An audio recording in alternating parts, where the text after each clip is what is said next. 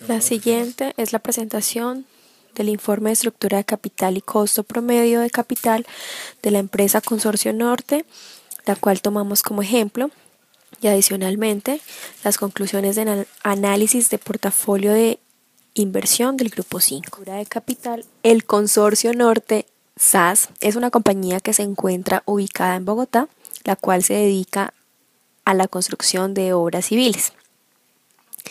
Dentro del mercado vamos a encontrar los indicadores actuales de la compañía, ya que por el crecimiento económico de las empresas del sector podemos ver reflejado de la misma manera dentro de los indicadores actuales de la empresa estos crecimientos.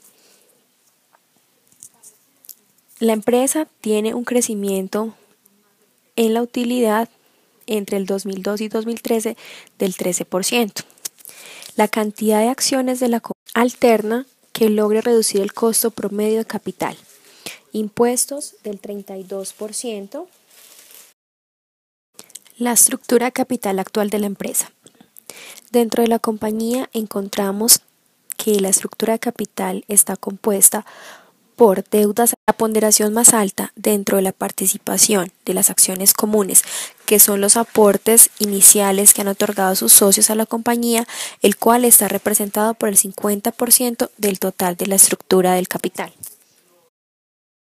A continuación encontramos la estructura de capital relacionado con los índices. Primero tenemos el nivel de endeudamiento de la compañía, el cual está en un porcentaje del 0.38%. El endeudamiento financiero en el 10.82%. El impacto de la carga financiera en el 0.22%. Con esta estructura de capital relacionada con los índices, podemos observar que la carga financiera es muy bajo, lo cual en un momento dado le puede permitir a la compañía un determinado aumento en sus gastos financieros. Ahora bien, tenemos el cálculo del costo promedio de capital ponderado de la compañía. Dentro de las fuentes de financiación tenemos deudas a largo plazo, acciones preferentes, acciones comunes. A cada una se le asigna un peso de acuerdo a la participación que tienen dentro de la estructura de capital. Dentro de las deudas a largo plazo encontramos una ponderación del 16%, las acciones preferentes 34% y las acciones comunes del 50%, con un costo total para las tres del 8.81%. Sacando el costo promedio obtenemos que el costo promedio de capital ponderado de la compañía actualmente es del 8.47%. En el análisis estructura de capital crecimiento cero, encontramos dentro de la evaluación que al estimar las utilidades antes de impuestos e intereses que desea obtener la empresa para el 2000, por lo cual se puede concluir que el que actualmente tiene la compañía es una estructura óptima de capital, por lo que se deduce que la situación presente de la compañía puede mantenerse de acuerdo a la estructura de capital correspondiente. Cálculo de ganancias por acciones para la empresa consorcio.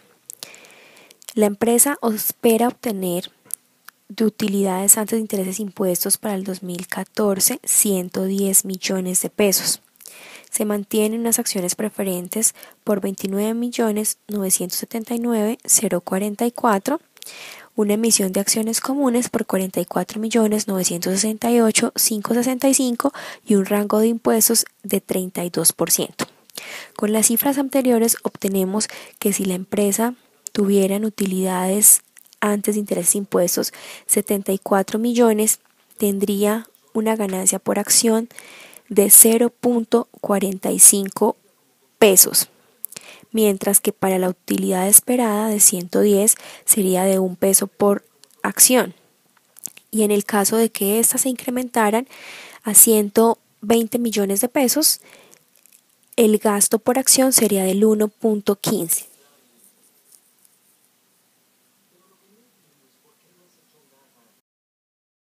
Con los datos anteriores podemos concluir que el grado de apalancamiento de la empresa está en el 1.67%, el cual se obtiene de dividir el cambio porcentual de ganancia, el cambio porcentual de las ganancias por acción esperadas y el cambio porcentual de las utilidades antes de intereses e impuestos, lo cual nos da un total del 1.67%.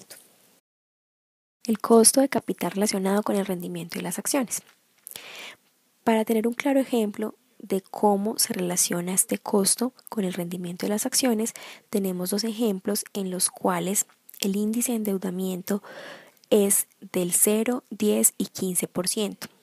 Teniendo en cuenta que las utilidades esperadas de la compañía son de 110 millones de pesos y en el peor escenario son de 74 millones de pesos y a la alza serían de 120 millones de pesos, encontramos un punto intermedio en el cual la mejor opción de la compañía es mantener un nivel de endeudamiento del 10%, el cual le permitirá tener una ganancia por acción del 0.83%, la cual sería un estado óptimo para la misma.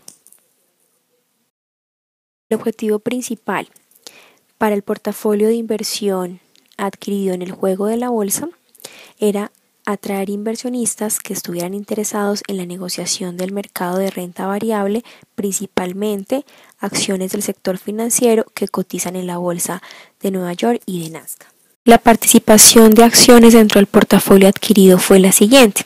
El 55% estuvo concentrado en bancos, principalmente el 30% en compañías aseguradoras, el 10% en fondos de pensión, holding de servicios financieros y un 5% en el análisis fundamental del portafolio de inversión otorga criterios que permiten la selección de acciones a transar con respecto a sus movimientos en el mercado y la situación financiera y económica de las empresas.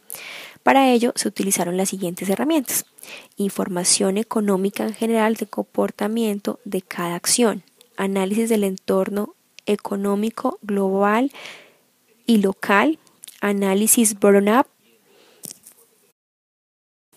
Para finalizar, tenemos que en el análisis técnico del portafolio se utilizaron medidas estadísticas como la dispersión y la correlación con base al precio y el porcentaje de cambio que arrojan las acciones, lo cual evidencia que la mayor tendencia fue positiva, pero la mayoría de las decisiones fueron tomadas con base al análisis fundamental y en espera de ajustes en el corto plazo, razón por la cual no se obtuvo rentabilidad en el portafolio. Es decir, no fue la rentabilidad esperada, y el capital disponible para compra de acciones se utilizó en su totalidad, incluida la inflación. Cantidad negociada en las acciones se realizó teniendo en cuenta el margen de comisión y rentabilidad esperada.